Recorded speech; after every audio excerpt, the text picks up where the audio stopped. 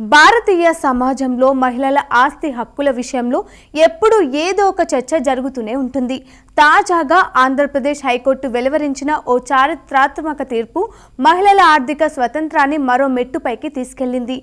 మహిళకు ఆమె పుట్టింటి నుంచి వారసత్వంగా వచ్చిన ఆస్తిపై భర్తకు ఎలాంటి చట్టబద్ధమైన హక్కులు ఉండవు అని కోర్టు అత్యంత స్పష్టంగా తేల్చి చెప్పింది. కేసు వివరాల్లోకి వెళ్తే, ఒక మహిళ తనకు తన తల్లిదండ్రుల నుంచి వచ్చిన ఆస్తిని తన మనుమరాలికి బదిలీ చేయడంతో మొదలైంది.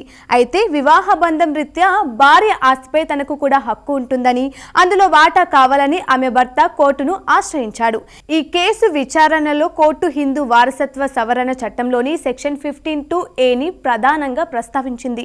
ఈ చట్టం ప్రకారం ఒక మహిళకు ఆమె తల్లి లేదా తండ్రి నుంచి వారసత్వంగా వచ్చిన ఆస్తి ఆమెకు మాత్రమే సొంతం. ఒకవేళ ఆ మహిళకు సంతానం లేకపోయినా ఆమె మరణాంతరం ఆ ఆస్తి తిరిగి ఆమె తండ్రి వారసులకే, అంటే పుట్టింటి వారికే చేరుతుంది తప్ప భర్తకు లేదా అత్తారింటి వారికి వెళ్ళదు.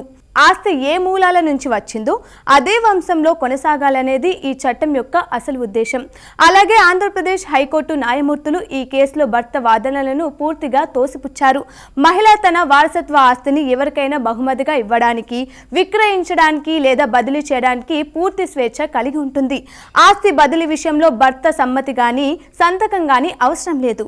భార్య ఆస్తిపై భర్తకు ఎలాంటి సహజమైన లేదా చట్టబద్ధమైన హక్కులు ఉండవు.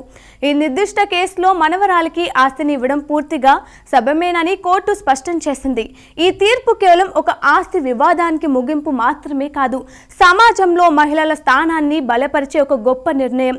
పుట్టింటి ఆస్తిని భర్త పేరు మీద మార్చాలని లేదా అత్తగారింటికి అప్పగించాలని మహిళలపై జరిగే వేధింపులకు ఈ తీర్పు అడ్డుకట్ట వేసింది. మహిళల ఆర్థిక స్వేచ్ఛ వారి ఆత్మ గౌరవాన్ని పెంచుతుంది, కుటుంబ నిర్ణయాల్లో వారి ప్రాధాన్యతను కూడా పెంచుతుంది. మొత్తంగా ఆంధ్రప్రదేశ్ హైకోర్టు ఇచ్చిన ఈ తీర్పు మహిళల హక్కుల పరిరక్షణలో ఒక మైలురాయి.